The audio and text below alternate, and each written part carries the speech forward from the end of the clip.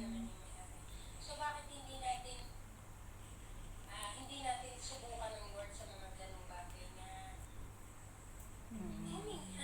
kunin natin kung ano yung meron siya. Kasi tatay naman natin siya. Humingi lang tayo sa kanya. Sa maraming pagkakataon, yung bahay natin sa Lares, yung kotse, yung motor, maraming beses niya na sinubukan eh. Ay, marami niya lang beses na pinatunayan.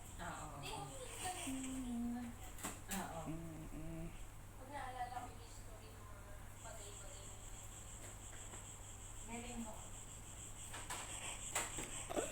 Hindi, tsaka imagine sana nung araw, diba? Tingnan mo napakaswerte natin na nabuhay tayo.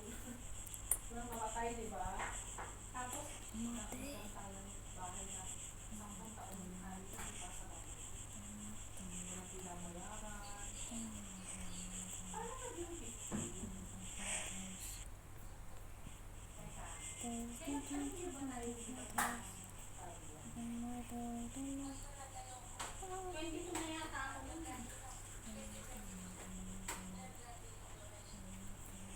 2023? Ay, 2003.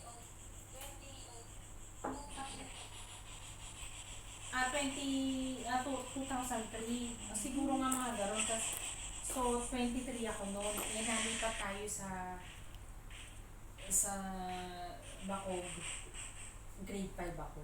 So, grade 5 ako. 7, 8, 9, 10, 11 years old ako noon. 11. So, natira tayo sa tinatagdad ako ng mga tigyaro. Natira tayo sa Bacog mga 12 years. 11, 12 years. Hindi ganun. Tapos, di ba,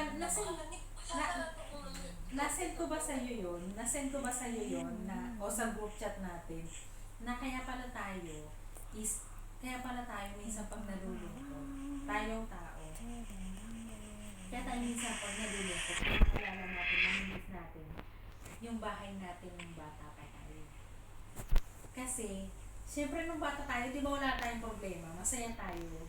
Kahit na parang walang kinakain, hindi natin dama yun. Hindi ang nanay natin, ang tatay natin, nakakadama ng hirap na yun.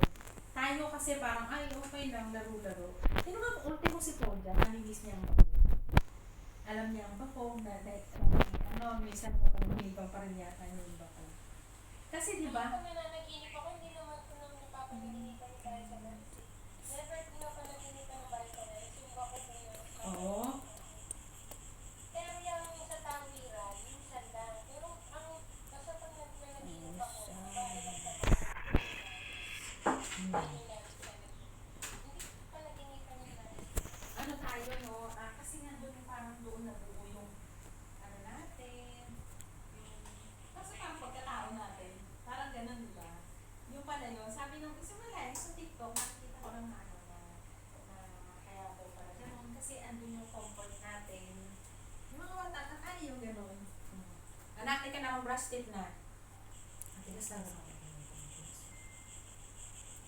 Hindi ka na.